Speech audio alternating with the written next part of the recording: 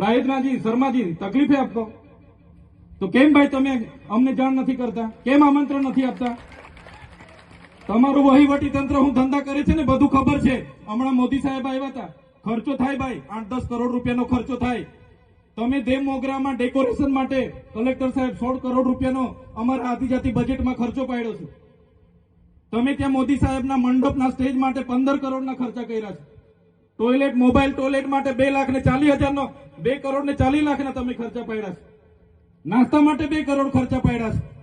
તમે ડોમ માટે 2 કરોડ ખર્ચા પાડ્યા, ચા માટે 2 કરોડ ખર્ચા પાડ્યા, બસ માટે 2 કરોડ ને 71 લાખ રૂપિયાનો ખર્ચો પાડ્યો. કેમ?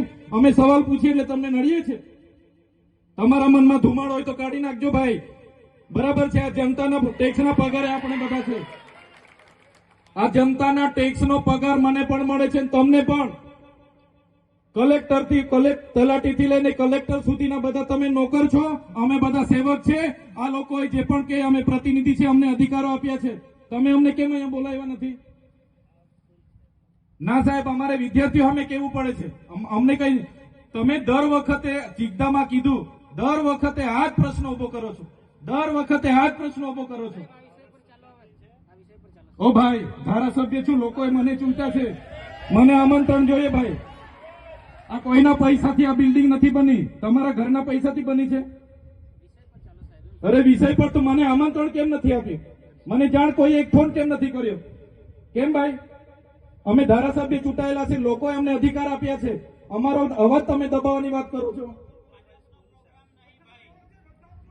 અમને કેમ નથી આમંત્રણ આપ્યું? તમે તમારે આમંત્રણ આપવું જોઈએ ને અમને. ઓ ભાઈ, બંધ કરી દેવાડો, મારા અધિકાર છે ભાઈ. તમે આવો, બંધ કરી દે એટલે બંધ કરી દે એટલે આમંત્રણ કેમ નથી? બંધ કરી દે એટલે બંધ કરી દો એટલે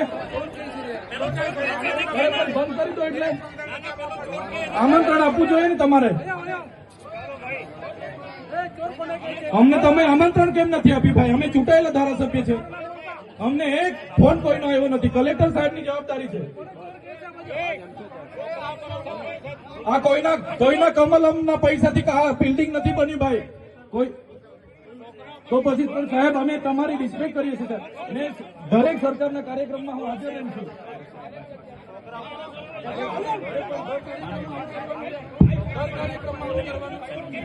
ભારત